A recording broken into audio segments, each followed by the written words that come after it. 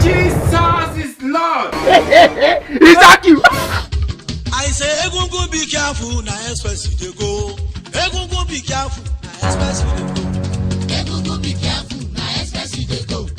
Motor go jam you, We don't happen, we don't happen, I don't tell am. Motor don jam am, I don't tell am, we don't happen, I don't tell am, we don't happen.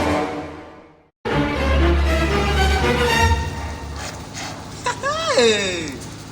Say, finally my trap don't do it, God don't punish me. There is irú ọmọ wo wá rèé nítorí Ọlọ́run.